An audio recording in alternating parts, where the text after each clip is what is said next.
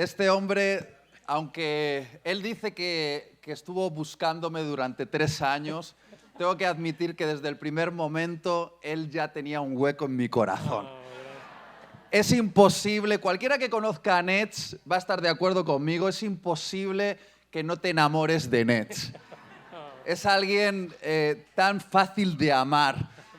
Quiero honrarlo honestamente porque he visto el corazón de Cristo reflejado en él, la manera en la que se expresa, ama, te aconseja.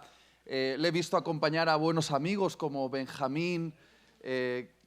Benjamín es alguien a quien respeto mucho y sé que aquí le queréis un montón, ¿verdad? La manera en la que Nets lo ha acompañado, incluso por los buenos y no tan buenos momentos. He visto ese corazón de padre que he amado desde el primer momento. Y de verdad tenéis el honor de tener a Nets, a su esposa, a su familia como pastores. Creo que es importante señalar que Dios os ha regalado una preciosa familia pastoral y sois muy privilegiados, de verdad que sí.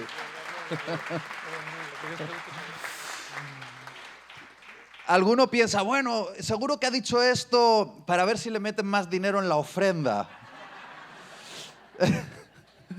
Pero ya hace tiempo que no digo cosas si no las pienso de corazón. Lo que he dicho no es adulación, es admiración real. Quiero deciros también que ya en la distancia Nets me ha hecho tener amor por esta comunidad que no conocía hasta el día de hoy. Es cierto que os he seguido vía online y he podido escuchar sermones y estar atento a lo que Dios ha estado haciendo aquí, pero sin conoceros personalmente, Nets me ha hecho sentirme ya cerca de corazón a vosotros. Me ha hablado, oye, tienes que conocer a estos líderes. Son lo mejor que tenemos en la iglesia, son los que empujan hacia adelante. Hay guapos y feos, pero los feos son los que empujan con más ganas, ¿eh? Y entre todas las conferencias a las que podía venir, yo quería estar en esta, porque sé que es estratégica, es un momento de encuentro donde os unís con el corazón de Dios y os unís corazón a corazón con el resto del equipo para afrontar los desafíos que vienen por delante. Entonces creo que el Señor me ha traído estos días solo para confirmaros que merece la pena luchar por la causa de Cristo. Y yo no sé si has tomado un momento para esto. Sé que estáis en mesas y probablemente ya os habéis dicho lo mucho que os queréis, pero quiero daros la oportunidad de, mientras voy preparando un detalle aquí, que os pongáis de pie un momentito y os voy a dar 60 segundos para acercarte a los que tienes ahí alrededor y decirles, oye, ¿tú eres de los guapos o de los feos? Y le das un abrazo y dices, te quiero mucho, qué bueno es luchar a tu lado por la causa de Cristo, merece la pena, estamos en esto juntos.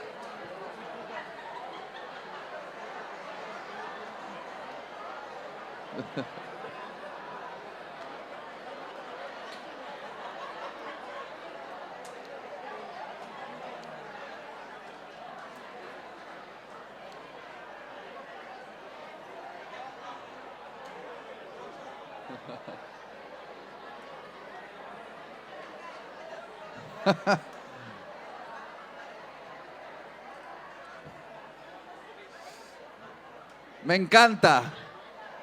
¿Cómo se nota que estamos en una iglesia hispana? Un momentito se os daba una oportunidad para saludaros y empieza la fiesta. Ya veía alguno que iba a sacar los elementos para hacer aquí una barbacoa o algo ya. Lo vamos a pasar bien estos días juntos.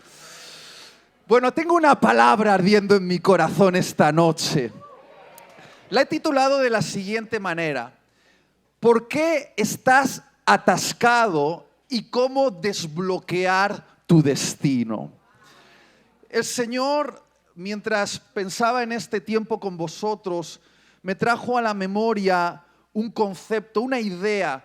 Me daba la sensación como que estabais en una transición hacia algo y el riesgo de transicionar desde un lugar a otro es quedarte en la frontera. Y voy a hablar acerca del riesgo de quedarte en la frontera y no cruzar al lugar de tu llamado. Y para ello me gustaría llevarte a uno de los textos más extraños de toda la Escritura. Es un texto oscuro, un texto, si se me permite decirlo, hasta un poquito bizarro, raro. Rara vez, por no decir nunca, probablemente has escuchado un sermón basado en este texto. Probablemente hoy sea la primera vez que escuches un sermón basado en este texto y puede ser que hoy sea la última vez que escuches un sermón basado en este texto, porque los predicadores huyen de este texto. Es un texto demasiado raro, pero estamos hoy entre líderes que pueden mascar carne, no solo beber leche, ¿verdad? Entonces, me gustaría que pudiésemos abordar la tensión de este texto y entender lo que el Espíritu Santo quiere enseñarnos acerca de evitar quedarnos en la frontera. Acompáñame a Éxodo capítulo 4, versículos 24 al 26. Éxodo 4, 24 al 26. El contexto es este. Moisés, un líder, su esposa Séfora y su hijo de aproximadamente unos 12 años de edad van rumbo a Egipto, rumbo a la misión, rumbo a cumplir el llamamiento de Dios. Se hace de noche y versículo 24 dice aquí: y aconteció en el camino que en una posada Dios le salió al encuentro de Moisés y quiso matarlo. Entonces Séfora tomó un pedernal afilado y cortó el prepucio de su hijo y lo echó a sus pies diciendo: a la verdad tú me eres esposo de sangre.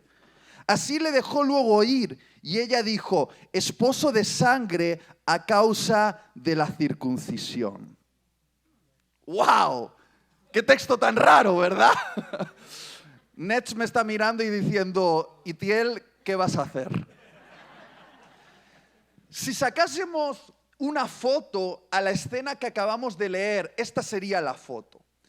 Moisés, su esposa Séfora y su hijo de aproximadamente 12 años de edad estaban pasando la noche en un hotel de carretera justo en la frontera de Egipto. Moisés está tirado sobre su cama, agonizando como si una fuerza sobrenatural lo estuviese matando, gritando en agonía, diciendo: ¡ah! ¡Me muero! ¡Me muero! Su esposa Séfora tiene la cara desencajada como si hubiese hecho algo extraño y tiene un cuchillo afilado en su mano y un trozo de carne sangrante en su otra mano. El niño se está agarrando la entrepierna semidesnudo, gritando: ¡ah!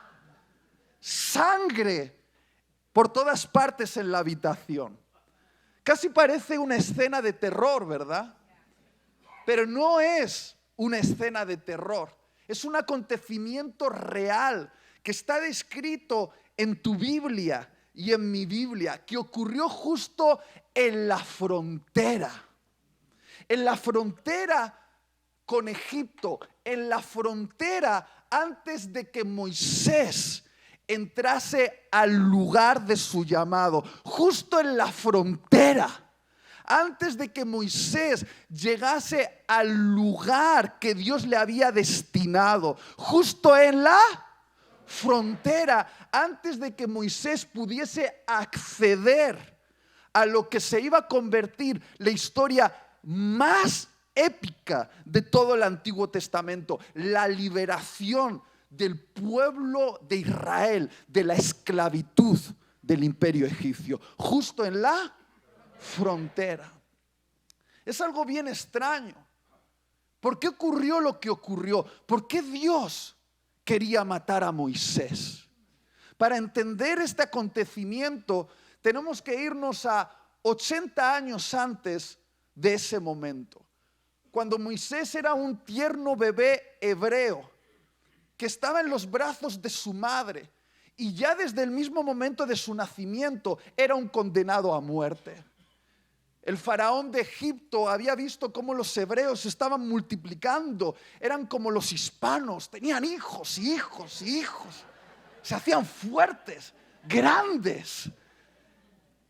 Y el faraón y todo el imperio de Egipto empezó a temer a los hebreos porque decían que las madres hebreas eran fuertes como las latinas y criaban hijos fuertes y tenían miedo de los hebreos, de lo que al hacerse tan fuertes podrían hacer a los egipcios. Entonces el faraón decretó la muerte para todo bebé hebreo.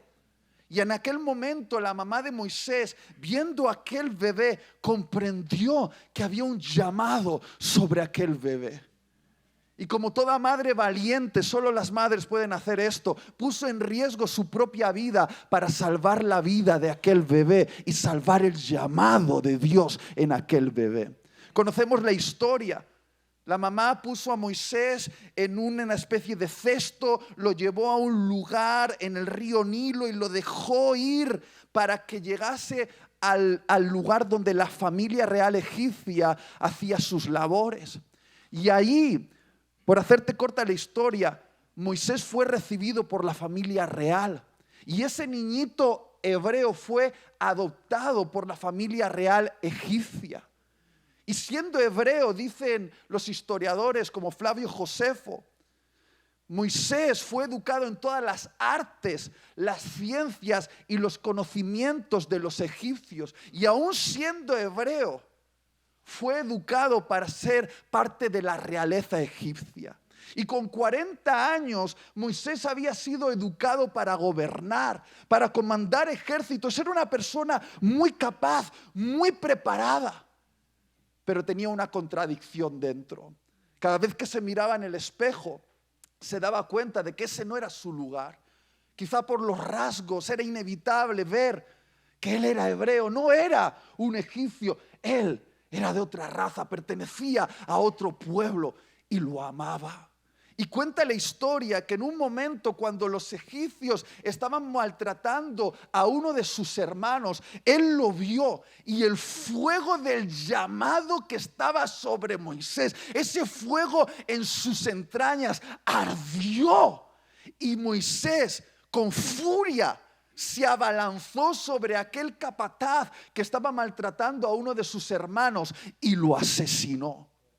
Moisés miró a todos los lados a ver si alguien había visto el asesinato e intentó enterrar el cadáver. Y yo sé que Nets estará de acuerdo conmigo porque todos los que hemos tenido que enterrar un cadáver sabemos que es difícil enterrarlo. ¿Verdad, Nets? Es difícil enterrar un cadáver. Terminan siempre descubriéndote y eso fue lo que pasó con Moisés. Lo descubrieron. Intentó tapar aquel asesinato, pero era imposible. Y por hacerte corta la historia, Moisés tuvo que huir al desierto. Y voy a hacerte aquí un breve paréntesis y voy a decirte lo siguiente: el fin no justifica los medios. Lo voy a volver a decir: el fin no justifica los medios. Moisés quería hacer la voluntad de Dios, pero quiso hacerla con las artimañas de su carne. Moisés tenía un buen deseo, defender a su pueblo, pero quería hacerlo a su manera, con sus recursos y en su tiempo. Y cuando tú intentas hacer la voluntad de Dios con las mañas de tu carne, siempre terminas enterrando cadáveres. Y como líderes tenemos que entender que aunque tengamos un buen fin, si los medios que utilizamos son ilícitos, vamos a terminar enterrando cadáveres y tarde o temprano todo cadáver sale a la superficie. Se va a ver. Entonces, esto es lo primero que quiero decirte. Está bien, son buenas tus intenciones, pero tienes que entender que la voluntad de Dios no se hace con las artimañas de la carne, no se hace en tu momento, con tus medios y a tu manera. Es con los recursos de Dios, en el momento de Dios y a la manera de Dios. ¿Estás entendiendo lo que quiero decir? Ahora, es cierto que Dios quería liberar al pueblo hebreo de la opresión de los egipcios y de alguna manera Moisés se estaba adelantando a eso, pero por adelantarse Dios tuvo que tomar a Moisés, aquel líder preparado, aquel líder que estaba listo para gobernar, aquel líder que tenía educación egipcia, recursos egipcios, conocimientos egipcios, y se lo tuvo que llevar 40 años al desierto para quebrantar su ego. 40 años de formación para ser un príncipe en Egipto. Y Dios lo tomó otros 40 años más para quebrar todo ese ego y que pudiese ser un fiel servidor de Dios. 40 años en el desierto. Se casó y se convirtió en un pastorcillo sencillo de las ovejas de su suegro. 80 años tenía Moisés. Probablemente pensaba en su cabeza: mi tiempo ha terminado. Con 80 años, siendo simplemente un pastorcillo de ovejas que ni siquiera son mías, son de mi suegro, mi vida ha terminado. Pero cuando tú crees que tu vida ha terminado, quizá estás solo a punto de comenzar. Y ahí estaba Moisés, con aquellas ovejas. Ya no era el mismo hombre, era un hombre quebrantado por Dios en el desierto. Y de repente, Dios tiene un encuentro con Moisés. Se le aparece en una zarza ardiente y lo llama y le dice: Moisés, ven. Y por hacerte corta aquella conversación, la vamos a resumir de esta manera. Dios le dijo a Moisés: Moisés, ¿te acuerdas lo que hace 40 años intentaste hacer con tus fuerzas? Ahora las vas a hacer con las mías. Ve y libera a mi pueblo de la opresión de los egipcios. He escuchado el llanto de las madres y de los padres por sus hijos en la esclavitud. Les he visto cómo han sido menospreciados por el racismo de los egipcios. Les he visto ser maltratados y convertidos en esclavos. Y es el momento de su liberación. Es el momento de sacarlos de ahí y llevarlos rumbo a las promesas de Dios. Ve y libera a mi pueblo. Pero queridos, ya Moisés no era el mismo hombre. Ya Moisés no se creía preparado ni tenía esa sensación de ser fuerte y capaz, y le puso hasta 5 excusas a Dios. 5 excusas a Dios para decirle: Dios, búscate a otro. Yo no soy la soy hasta tartamudo. Pasar tanto tiempo con las ovejas, se me ha olvidado hasta hablar. Yo no soy la persona. Por favor, búscate a otro. Pero si algo aprendemos de esa conversación entre Dios y Moisés, es que intentar debatir con Dios es terminar siempre perdiendo. Dios es bien persuasivo. Y ya hay un momento en el cual Moisés le dice: está bien, Dios, pero dime, por favor, dime con qué recurso me vas a enviar. ¿Con qué gran arma me vas a enviar para enfrentar al imperio más poderoso de mi época? Es el imperio egipcio, que tiene todos los carros de combate de última generación, el ejército más temible de nuestra era. Es el imperio económicamente más poderoso, militarmente más poderoso y de mayor influencia en todo el mundo. Dios, dime con qué gran arma voy a enfrentar al faraón y al ejército de Egipto. Y Dios le dijo: con un palo. Con un palo.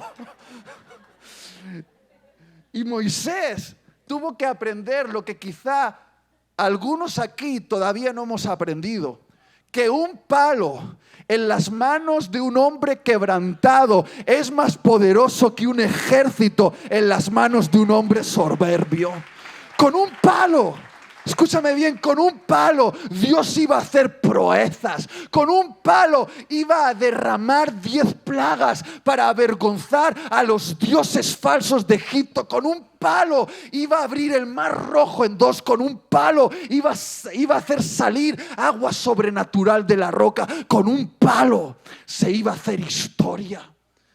Quizá tú como latino aquí en los Estados Unidos, frente a una nación que muchas veces ha sido racista con un pueblo hispano, tú te sientas solo con un palo en la mano, pero déjame decirte algo, un palo en las manos de un hispano quebrantado por Dios. Un palo en las manos de un hispano quebrantado por Dios puede ser el arma que la iglesia de Cristo necesita para cumplir sus propósitos en Estados Unidos y en el resto del mundo. ¿Cuál es tu palo? Ese elemento que le recordaba a Moisés que era un sencillo pastorcito. Durante 40 años con ese palo había estado dirigiendo a los rebaños de su suegro de un lugar a otro, y con ese mismo palo, que quizá era el palo de la vergüenza, ese palo que le recordaba su sencillez, con ese palo que era su historia de vida, su historia de quebranto, Dios lo iba a convertir en el líder que dirigiría aproximadamente, dicen algunos expertos, hasta 1 millón de personas desde Egipto a la tierra prometida. No menosprecies tu historia. Ese palo que muchas veces has dicho, no, es el recuerdo de lo que soy, de lo poco que tengo, de la sencillez de mi vida. Dios utiliza eso que muchas veces tú menosprecias para las grandes gestas en tu vida. ¿Entiendes lo que quiero decir? Entonces estamos en ese punto. Moisés discute con Dios. Finalmente Dios, que es tan persuasivo, lo convence y Moisés dice, está bien, vamos adelante, vamos a la misión. Entonces Moisés toma a su esposa Séfora, a su hijo que aproximadamente tenía unos 12 años de edad, preparan la maleta y van rumbo a Egipto, rumbo a la misión de Dios, rumbo a cumplir con su destino, para cumplir su llamado divino. Se hace de noche y antes de llegar a Egipto, en la frontera, ¿dónde? En la frontera, justo antes de entrar en Egipto, se hace de noche y pasan la noche en un hostal, en un hotel de carretera. Y entonces llegamos a este texto. Dios le salió al encuentro de Moisés para matarlo. A ver. Dios le salió al encuentro de Moisés para matarlo. Espera, ¿quién lo entiende? ¿Qué sentido tiene esto? Dios prepara a Moisés durante 40 años en aquel desierto, quebranta su soberbia, después discute con él, enfrentando cada una de sus excusas para enviarlo a Egipto. Y cuando Moisés dice, vale, voy, prepara la maleta, toma a su esposa, a su hijo, va rumbo a Egipto. Y cuando está en la frontera, Dios sale a su encuentro para matarlo. ¿Cuál era el motivo por el cual Dios querría matar a Moisés? ¿Qué sería tan importante para Dios como para que Dios estuviese dispuesto a abortar 40 años de proceso en la vida de un hombre para preparar a un líder y decir, voy a comenzar desde cero? Si te fijas bien, está ahí en el texto. El motivo por el cual Dios quería matar a Moisés es que Moisés tenía un asunto pendiente. Di conmigo, un asunto pendiente. Moisés tenía un asunto sin resolver. Moisés tenía un asunto importante que Moisés conocía y que Dios conocía. Un asunto pendiente que durante años parecía que Dios no le había dado importancia, como si Dios lo hubiese dejado pasar. Pero justo en ese momento, cuando Moisés se encuentra en la... ¿Dónde estaba Moisés? En la... Estaba en una transición, a punto de entrar en una nueva etapa, a punto de cruzar una línea de donde se encontraba al llamamiento de Dios, de donde se encontraba a la siguiente etapa de su vida, de donde se encontraba a la asignación divina. Justo en la frontera Dios dice, ese asunto es importante y si no lo resolvemos, abortamos la misión. Un asunto que durante años Dios no lo había tocado. Justo en la frontera, cuando Moisés estaba a punto de entrar en la siguiente etapa en su vida, Dios dice, ese asunto me importa y tenemos que resolverlo o te mato. Termino con esto y vuelvo a empezar. Mira, estoy dispuesto a esperar otros 40 años por otro hombre. Si tú no resuelves este asunto, no puedes cruzar la frontera. No tienes permiso para cruzar al otro lado porque este asunto pendiente te está bloqueando. Y la pregunta es, bueno, ¿y cuál era el asunto pendiente de Moisés? Está aquí en el texto. Era la circuncisión de su hijo. Ahora, tenemos que entender esto. Y por favor no me pidáis que me ponga demasiado práctico porque si no Nets no me va a volver a invitar, ¿verdad? Y vamos a tener problema con la policía de los Estados Unidos. Oye, ¿usted para qué vino a los Estados Unidos? Nada, para practicar algunos cortes. ¿Qué era la circuncisión? La circuncisión era una señal de pacto entre Dios y su pueblo. Dios había establecido esa señal de pacto con Abraham, su amigo. Le dijo a Abraham, antes de que fuese promulgada la ley en el Sinaí, le dijo a Abraham, la señal de que sois mi pueblo será la circuncisión de todo varón. Todo varón al 8º día de su nacimiento debe ser circuncidado. La circuncisión era un corte en el miembro viril masculino, era una marca externa.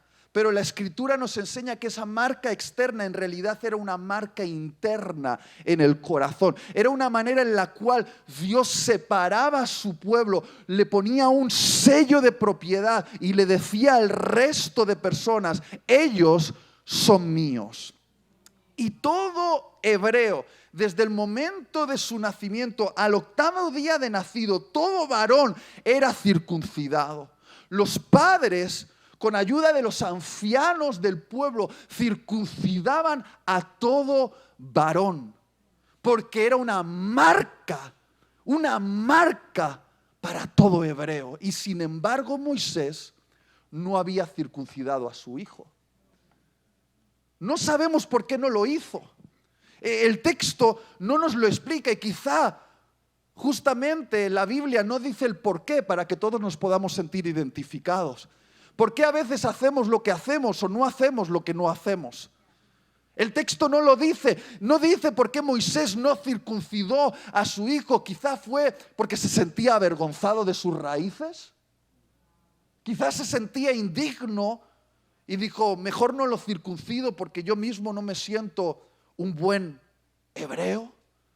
Quizá fue por una apatía o una falta de compromiso o simplemente fue olvido. Mira, no lo sabemos. Lo único que sabemos es que el hijo tenía ahora aproximadamente unos 12 años de edad y no había sido circuncidado.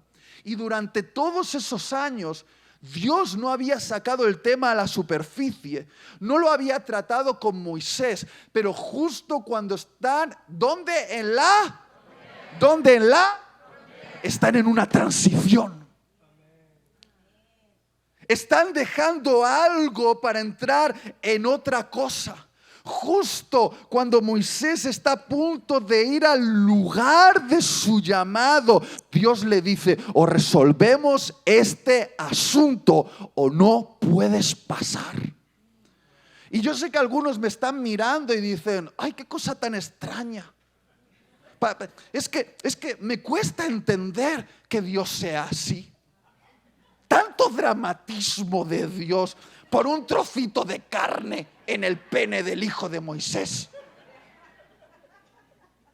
Querer matar a Moisés por un trocito de carne. Es que qué exagerado Dios, qué dramático Dios. Ahora piénsalo, utilicemos esto que tenemos entre oreja y oreja. Líderes. Dios estaba llamando a Moisés para ser el líder de más de 1 millón de personas y liderarlos desde la esclavitud a la tierra prometida.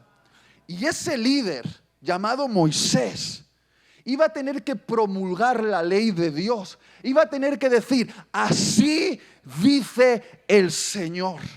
Esta es su ley, sus 10 mandamientos y todas las leyes de cómo Él quiere que su pueblo viva. Durante más de 400 años habéis sido esclavos en Egipto, pero ahora sois un pueblo libre y así es como Dios quiere que viváis. Y Moisés iba a ser usado por Dios como su voz para promulgar su ley. Pero decidme una cosa: ¿qué autoridad? Escucha esto. ¿Qué autoridad iba a tener Moisés para decirle al pueblo cómo debía vivir, si él, en una cosa tan fundamental que todo hebreo realizaba, que era la circuncisión de sus hijos, él había sido infiel? ¿Qué autoridad iba a tener Moisés para liderar, si en una cosa que todo hebreo cumplía, él había sido descuidado? ¿Tú piensas que Dios estaba exagerando? No, Dios estaba protegiendo a Moisés. Lo estaba protegiendo porque sabía que ese prepucio tarde o temprano iba a salir en la conversación en las mesas de los hebreos. Iban a hablar: sí, mucho dice Moisés, así dice el Señor. Pero el pene de su hijo, mira, está sin circuncidar.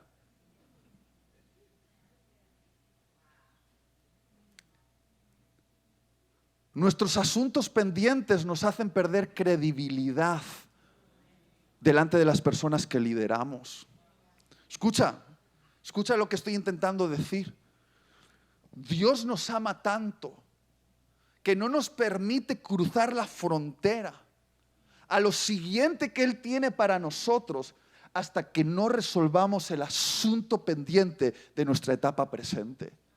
Porque sabe que ese asunto pendiente tarde o temprano puede robarnos credibilidad, puede robarnos autoridad para realizar la tarea que Dios nos ha asignado realizar. Él lo sabe que ese asunto pendiente puede terminar en las mesas, en las conversaciones de aquellos que estamos liderando. Y no se trata de ser perfectos, porque si se trata de ser perfectos, nadie está calificado, pero se trata de ser coherentes. Y nuestros asuntos pendientes nos hacen perder credibilidad. Recuerdo la historia, es una historia real, de una mujer en su empresa. Era una mujer aquí en los Estados Unidos, una hispana, bien apasionada, como todos los hispanos. Y yo me meto dentro porque soy español y algo tenemos en común, latinos y españoles, ¿sí o no? Claro que sí. ¡Olé! ¡Tacatá! Sí, somos lo mismo. Estamos apasionados. Y esta mujer estaba apasionada y llevaba su pasión, pues eso, al trabajo, y era de estas personas que eran muy incisivas, por no decir que era muy pesada. Y le decía a todo el mundo en la empresa cómo tenía que vivir. Y ella siempre decía: no, porque yo soy cristiana y vosotros pues celebráis Halloween y por eso os vais a ir al infierno y estáis endemoniados todos. Y probablemente tenía razón. Yo no estoy hablando ahora de Halloween. Pero ella empezaba a incordiar a todo el mundo por Halloween o por otras cosas y la gente no la tomaba en cuenta. ¿Sabes por qué? Porque todo el mundo sabía en aquella empresa que ella tenía una relación con un hombre casado. Y mientras estaba hablando a los demás acerca de lo pecadores que eran por celebrar Halloween, ella se estaba acostando con un hombre que estaba casado. Y déjame ser claro, muchas veces hacemos esto. Hablamos, pero nuestros asuntos pendientes gritan más fuerte que nuestras palabras. Intentamos liderar con nuestras palabras, pero nuestros asuntos pendientes nos quitan credibilidad.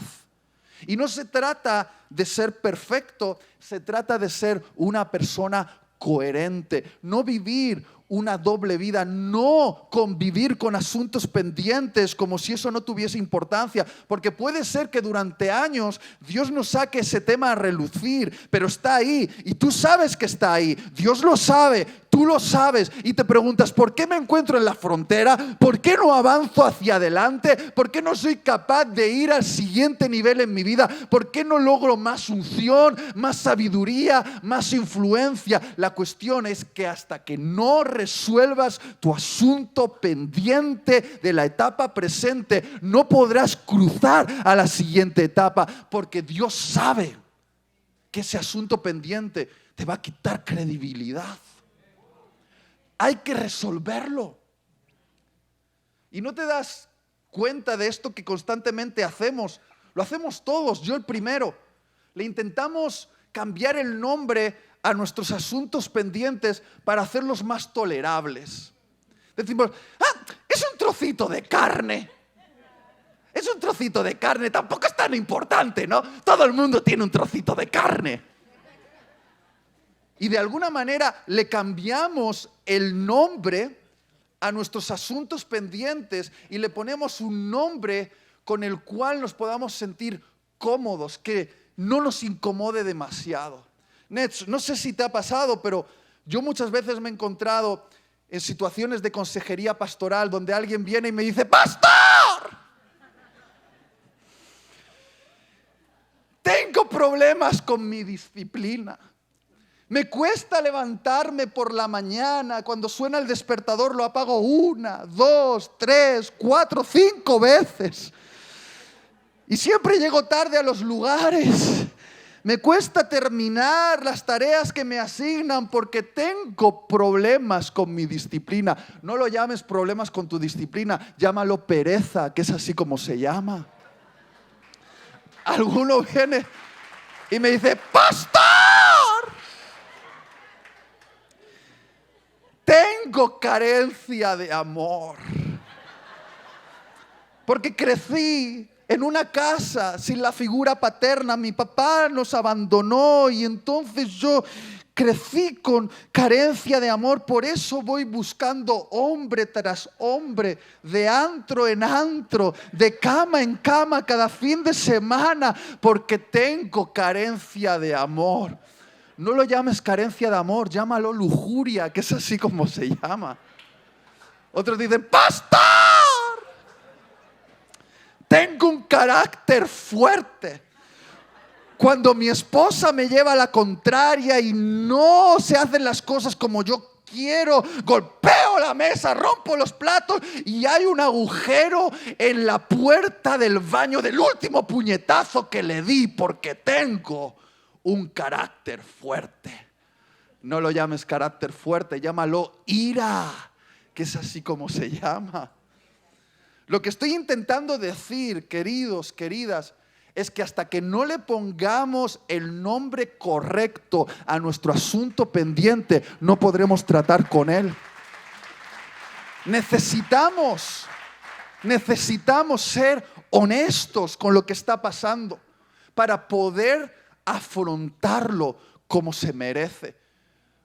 En una ocasión, cuando yo estaba trabajando con unos asuntos pendientes en mi vida, sigo haciéndolo.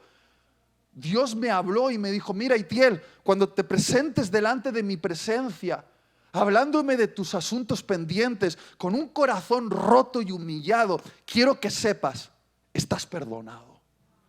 Ante un corazón roto y humillado, hay un derramamiento de mi gracia. Cuenta con ello, Itiel. Tus lágrimas riegan las semillas del llamado. Llora en mi presencia y que sepas que ante tu quebranto vas a obtener mi gracia. Estás perdonado. Pero solo te pido una cosa, me dijo. Solo una cosa. Cuando vengas a hablarme de ese asunto, no le cambies el nombre. Llámalo como realmente se llama. Aunque te cueste pronunciarlo, aunque se te atragante aquí en la garganta y se te compriman las tripas cuando intentas hablar de ello, háblalo con el nombre correcto. Si es lujuria, llámalo lujuria. Si es envidia, llámalo envidia. Si es pereza, llámalo pereza. No le intentes cambiar el nombre. Sé honesto, porque quiero que sientas el dolor que yo siento al ver cómo ese asunto pendiente te está manteniendo en la frontera y no te permite alcanzar lo siguiente que yo tengo para ti. Háblalo en mi presencia y háblalo poniéndole el nombre correcto. No lo hagas tolerable. Háblalo crudo. Háblalo crudo delante de mí. Es lo único que te pido. He aprendido a hablar de esas cosas delante de Dios utilizando las palabras correctas, y muchas veces, queridos, he tenido que hablar de que tenía envidia de otros ministros, porque eran más exitosos que yo, o porque invitaban a esa persona y a mí no me invitaban, o porque él tenía más influencia que yo. Y yo podría mantener eso y decir, bueno, es que yo soy, no sé, es que Dios, tú sabes, mi mensaje no es de las grandes masas, y entonces, Señor, bueno, nada, Él está porque su mensaje quizá pues igual es más superficial, no sé, por eso lo invitan. No. Itiel, hablemos claro. Entonces no se trata de la profundidad o la superficialidad del mensaje. Se trata de que tú no puedes celebrar el éxito de otro ministro porque eres un envidioso. No, y te hablo de eso que es lo más ligerito. Porque con el Señor he tenido que hablar de tantas cosas, pero poniéndole el nombre correcto. Y cada vez que he tenido esa conversación cruda con el Señor, lo que he obtenido a cambio ha sido la corrección de un padre que me ha hablado con verdad, pero que me ha abrazado con su gracia. Me ha abrazado con su gracia. Y cuando uno habla crudo de aquel tema, le está quitando autoridad en su vida al enemigo para que le haga sentir culpable. Es sacarlo a la luz y el enemigo ya pierde su ventaja en tu vida. En cuanto sacas a la luz el asunto y lo llamas por su nombre, entonces el enemigo dice, ya está al descubierto. Ya está en la luz. Ahora ya he perdido mi influencia para avergonzarlo, hacerle sentir culpable o que tenga miedo, porque lo ha sacado a la luz. Y quiero desafiarte a hacer esto. No lo llames un trocito de carne. ¿Alguien me ayuda al piano, por favor? No lo llames un trocito de carne. El pianista, lo llamamos. Trae con el cuchillo, vamos a por él. Estaban despistados, no pasa nada. Estoy bromeando. No lo llames un trocito de carne. Llámalo de la forma correcta.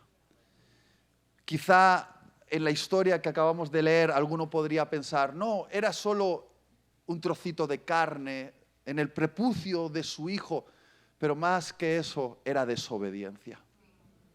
Era desobediencia. Y tú puedes decirme, Itiel, pero ¿cómo que desobediencia? Si Moisés le dijo a Dios de no ir y le dio 5 excusas diferentes y finalmente cede y dice, está bien, voy. Y dices que es desobediente. ¿No ves que Moisés tenía buenas intenciones? Y es cierto, Moisés tenía buenas intenciones, pero tenía un área de desobediencia consciente en su vida. Y déjame ser claro, Dios no bendice tus intenciones, Dios bendice tu obediencia. Lo voy a volver a decir, Dios no bendice tus intenciones, Dios bendice tu obediencia. Es cierto, Moisés tenía buenas intenciones, por eso hizo la maleta, tomó a su esposa, a su hijo y fue rumbo a Egipto, rumbo a la misión. Tenía buenas intenciones.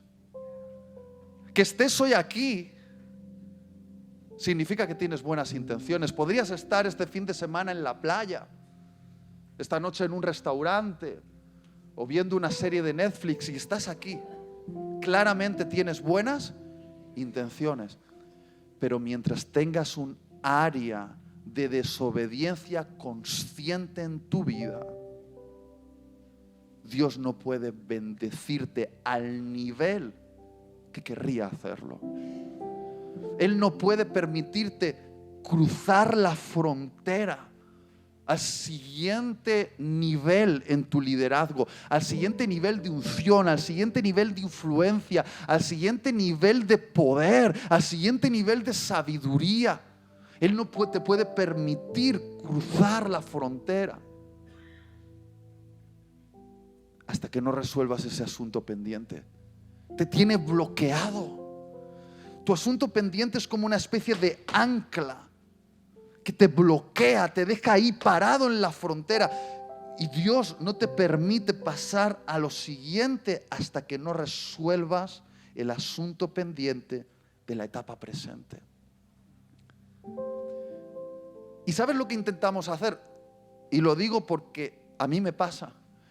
Intentamos compensar desobediencia con sacrificios. ¿Nos ponemos serios? ¿Sí? ¿Estamos entre líderes o no? ¿Aquí podemos hablar claro? ¿Sí? No podemos intentar compensar nuestra desobediencia haciendo muchos sacrificios.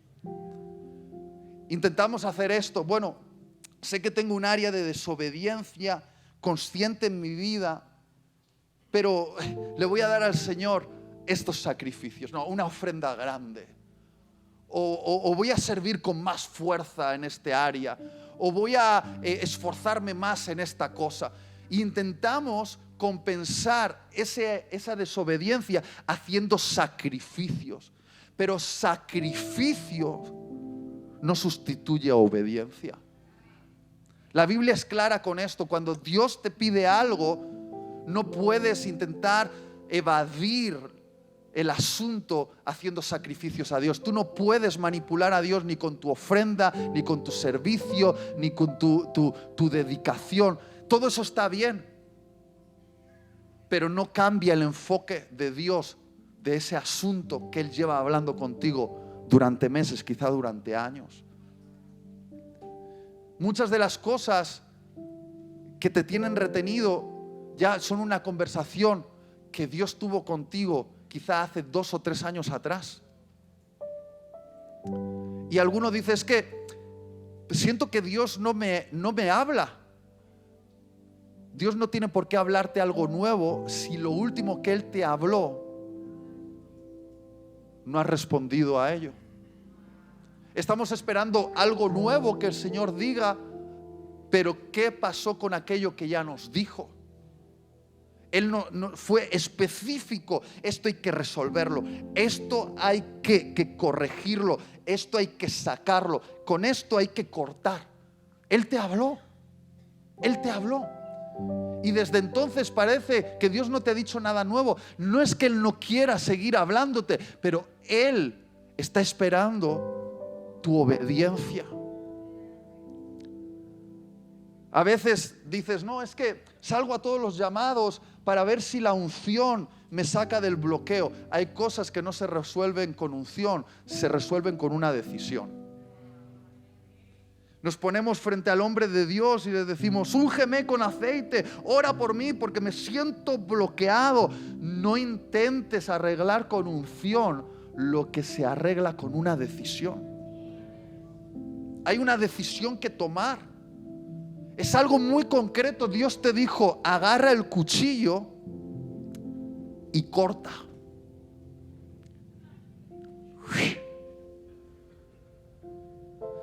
Hay que cortar ese trocito de carne en el prepucio del corazón.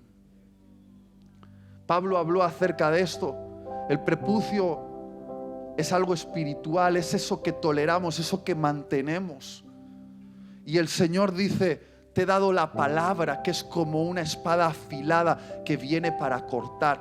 Y yo sé que mientras estoy hablando, algunos sienten que esa palabra es como una espada que les está recordando el asunto pendiente con el que tienen que cortar. Es algo muy específico. Dios no se anda con secretismos, ni te pide algo que tú no puedas hacer. Son cosas muy sencillas. Y tú dices, ya, pero hacerlo me causa dolor. Claro, porque todo corte en la vida duele. ¿Sí o no? Meterle el cuchillo al prepucio en tu corazón duele. Claro que duele. Pero tienes que elegir qué dolor quieres en la vida. El dolor de cortar con eso ahora o el dolor de morir en la frontera. Y te aseguro que el dolor de cortar con eso ahora es mejor que el dolor de morir en la frontera, sabiendo que al otro lado Dios tenía para ti tu gran historia. Tantas cosas que Él tenía para ti. Y no te estoy hablando de salvación, porque tú te puedes morir en la frontera y tranquila, vas a ir al cielo. Pero hay algunos aquí que no solo quieren ir al cielo, quieren hacer la voluntad de Dios sobre la tierra y traer el cielo a la tierra, hacer que el reino de Dios se manifieste. Y Dios quiere usarte para eso, con un palo. No necesita más que un hombre obediente, una mujer obediente que tenga un palo en su mano para hacer proezas. Pero para ello hay que resolver ese asunto pendiente. ¿Cuál es el riesgo de no meter el cuchillo y cortar con eso? Convertirte en un casi. Eso, Nets, es lo que me tiene en tensión. Convertirme en un casi. Que en el epitafio de mi tumba pongan Itiel, casi cumple el llamado de Dios. Pero no tuvo valor de meterle el cuchillo a ese asunto. ¿Te imaginas? Casi conquistó a la mujer de su vida, pero no tuvo el valor de invitarla a cenar. Casi inició aquel negocio que iba a convertirlo en un gran empresario, pero tuvo miedo de soltar la comodidad de ese trabajo donde estaba contratado y tomar el riesgo. Casi hizo algo épico para Dios, pero le importó demasiado lo que iban a opinar sus hermanitos de él y que le juzgasen como exagerado, como exagerada. Casi. Ay, yo no quiero ser un casi. Yo no quiero que en mi tumba se me recuerde como casi. Y tú estás ahí. Y siento que el Señor nos ha traído a este encuentro aquí, en este hotel de carretera. Y es un encuentro de estos violentos. Dios viene y parece que te está llevando a una tensión. Y dice, o lo resolvemos o te mato.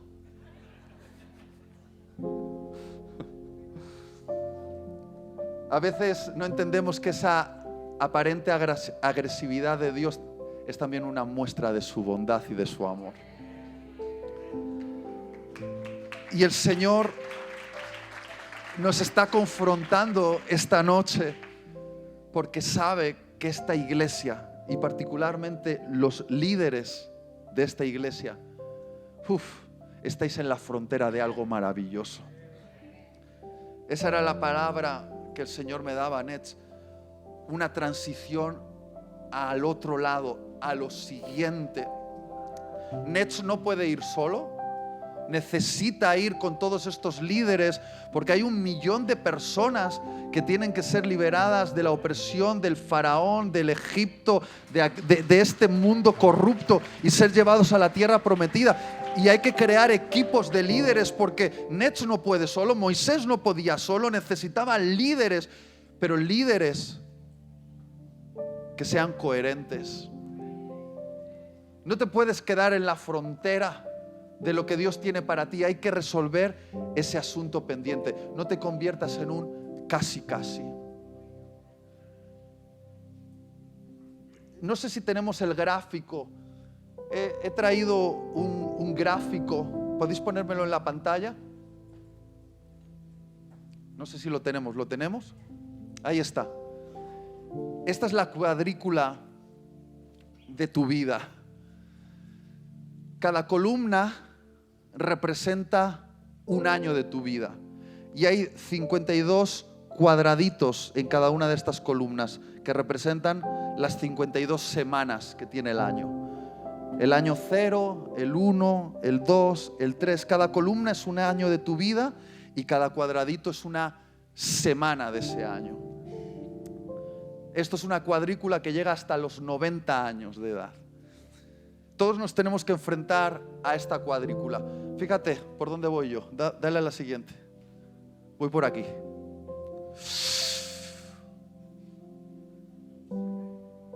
En 3 semanas cumplo 41 años.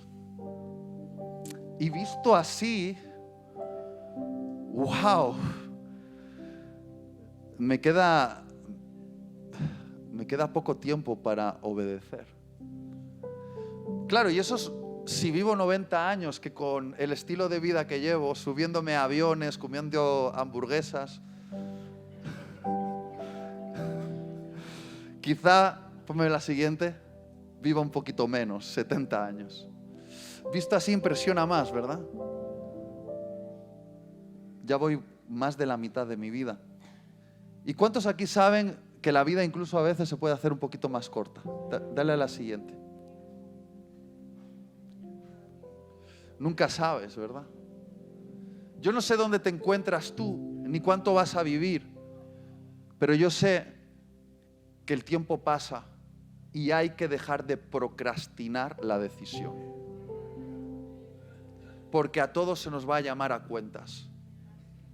A todos se nos va a llamar y se nos va a decir: ¿qué hiciste con el talento que te di? ¿Con el tiempo que te di? ¿Lo dejaste pasar? ¿Te quedaste en la frontera o cruzaste? Deja ya de procrastinar la decisión, deja de postergarla. Hay una decisión que tomar y es hoy. Es hoy. Y tú dices: bueno, pero necesito una razón más para tomar esta decisión. Déjame darte una razón más y vamos a terminar. No solo ese asunto pendiente se trata de ti, también se trata de tus seres queridos. Porque mantener un asunto pendiente sin resolver no es solo cuestión tuya, también afecta a tu esposa, a tu esposo, a tus hijos, a tu familia, a tu entorno. Muchas veces decimos: no lo voy a resolver porque finalmente el que sufre soy yo. No te engañes, no solo sufres tú, también sufren aquellos que te aman y ven cómo estás atascado en la frontera cuando deberías estar al otro lado. Esa falta de obediencia de Moisés, esa, me permite llamarlo así, esa pasividad de Moisés, puso a su esposa en una situación de dolor. No se habla mucho de Séfora y de lo que tuvo que hacer. Como su esposo no lo hizo, ¿qué le tocó hacer a Séfora?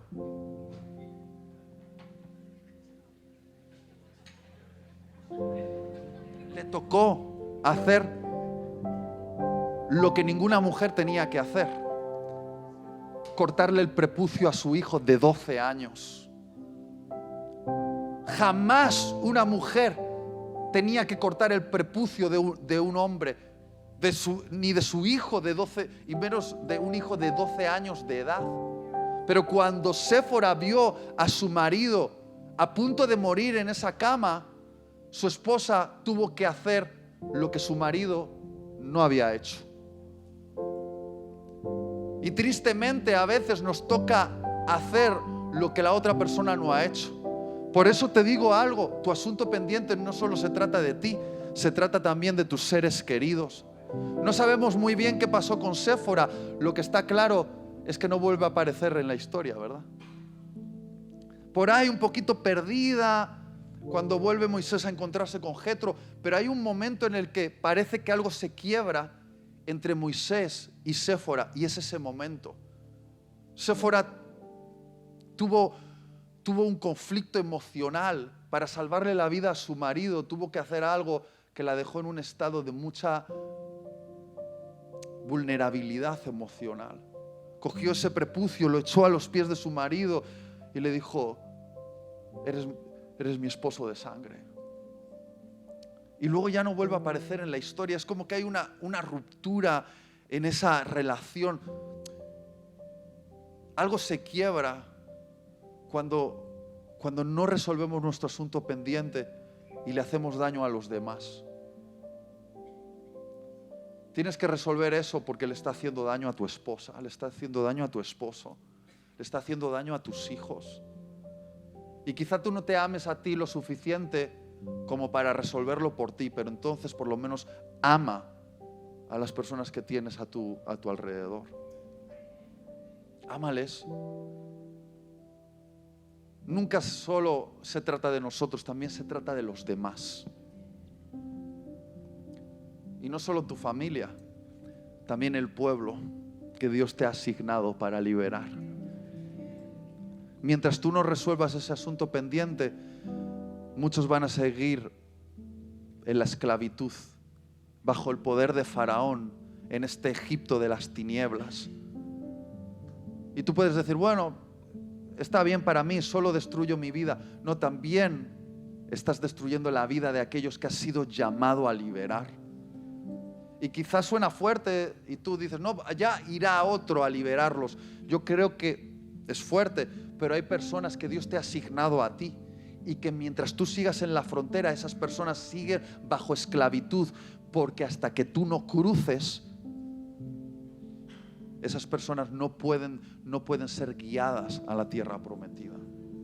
Entonces piensa, no solo se trata de ti, se trata también de ellos. Y esta noche me gustaría desafiaros a responder a esta palabra. No estoy pidiendo que hagamos algo demasiado dramático. Podríamos hacer un acto simbólico y decir: vengan aquí todos los que quieran ser circuncidados. Pero no sé, me parece como para la primera visita, ¿no? No estamos, ¿no?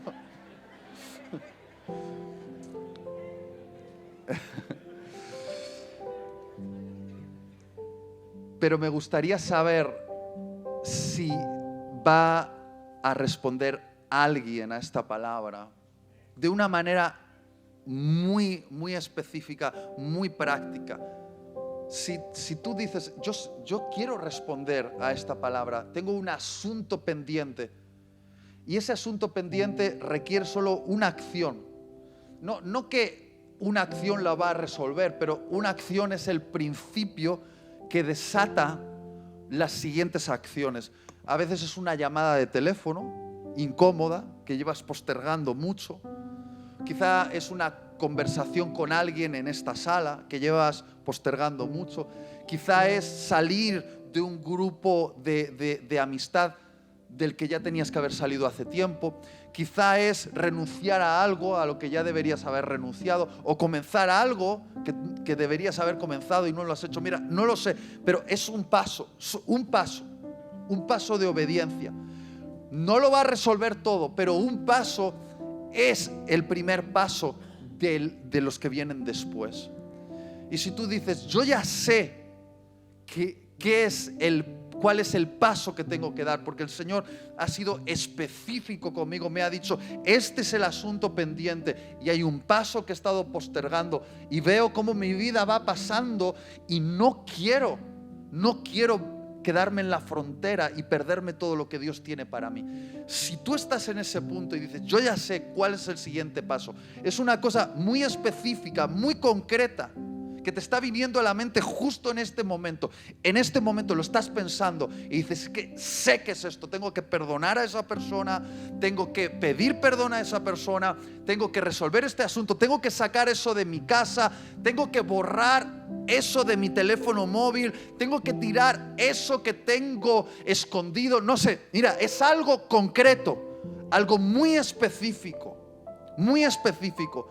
Si tú ya lo tienes aquí y el Espíritu Santo lo está moviendo en tu mente en este momento, quiero que levantes tu mano como una señal de que sabes que tienes que dar un paso y que estás convencido de cuál es el siguiente paso. Es uno, quizá no sabes cómo resolver todo el problema, pero sabes que ese es el siguiente paso. Si tú lo sabes, como señal, te voy a pedir que levantes tu mano ahora y que seas honesto y digas, yo sé que tengo que dar un paso. Levanta tu mano. Muy bien, cierra tus ojos ahí donde estás, mantén tu mano levantada. Señor, aquí está tu líder que tú has formado en el desierto, que lo has quebrantado y que lo estás llamando a liberar a tantas almas de la esclavitud, del imperio de las tinieblas. Y está en la frontera y no quiere quedarse ahí. No quiere ver morir el santo llamamiento que tú le has dado. Quiere avanzar y cumplir con su asignación. Quiere vivir esa etapa maravillosa donde tú vas a hacer proezas con un palo. No quiere perderse lo que tú has planeado para él. No quiere perderse lo que tú has planeado para ella. Y hoy tiene la mano levantada como una señal de que te va a obedecer. Hay un paso muy específico que va a realizar. Señor, dale fuerza para hacerlo. Le va a doler, porque los cortes duelen. Cortar con algo duele. Cortar con ese trocito de carne duele, pero le duele más perderse el futuro que tú has escrito para él. Le duele más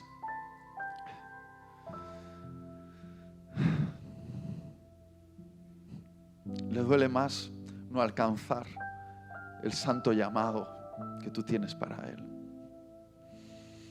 Y hoy elige su dolor. Elige el dolor de cortar con ese trocito de carne. Y aunque duela, merecerá la pena ese dolor para alcanzar lo que hay al otro lado de la frontera. Ahora, líder, quiero invitarte a que tomes un papel o tu teléfono móvil y que escribas específicamente lo que el Espíritu Santo te está diciendo que hagas. Tienes que ponerlo por escrito. No vamos a mirar lo que el otro escribe, vamos a darles un momento de intimidad a cada persona para escribir. Tengo que hacer, este es el siguiente paso. Quizá mientras estás escribiendo hay 2 o 3 cosas más que tienes que apuntar. Voy a hacer esto y voy a hacer esto. Puedes escribirlo en tu teléfono, puedes escribirlo en el cuaderno. Ponlo por escrito. Vamos a ponerle palabras, porque es fácil salir de esta sala diciendo, bueno, la palabra que hemos escuchado Ha estado fuerte, este españolito, fuerte, con un cuchillo, qué gracioso. Y olvidar en las siguientes horas lo que el Espíritu Santo nos está demandando, que es obediencia. Obediencia. Entonces, escríbelo.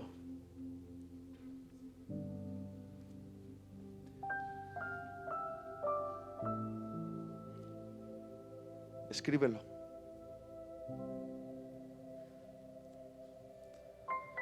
Es un paso específico, quizá 2, quizá 3. Son cosas no generales, no. Debo ser mejor persona, no. Eso no es. Es algo muy específico. Tengo que hacer esta llamada, tener esta conversación, tirar esto, empezar esto, ir a este lugar, cortar con esto. Es algo muy específico, muy específico. Cuando lo tengas, simplemente como señal, puedes decir, y levantas tu mano y dices, ya lo tengo. Dices, muy bien, ya está. Lo está escrito ahí, va. Vamos a cerrar este momento cantando una canción y te voy a desafiar a hacer algo con lo que has escrito ahí antes de que termine el fin de semana.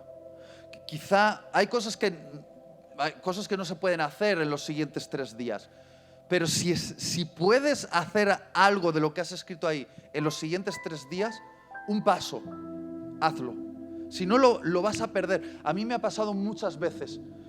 He venido a eventos, el Señor me ha hablado, pero no he activado la obediencia. Y lo he dejado pasar.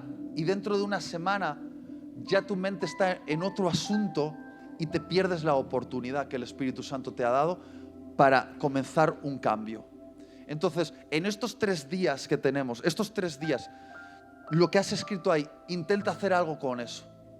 Aunque sea incómodo, puede comenzar la transformación este fin de semana. Entonces, ¿qué te parece si nos ponemos un momento de pie? Vamos a cantar una canción.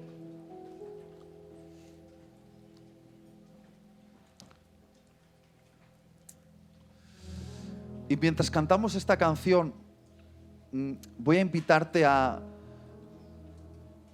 fortalecer el corazón de tus hermanos y hermanas de una manera muy específica. Quiero que te acerques a 2, 3 personas, los mires a los ojos y les digas, te espero al otro lado de la frontera. Sí. No es solo un saludo, es una ministración. Le miras a los ojos y si quieres también haces una oración por él y le dices, te espero al otro lado de la frontera. Te espero al otro lado de la frontera. Vamos a cantar.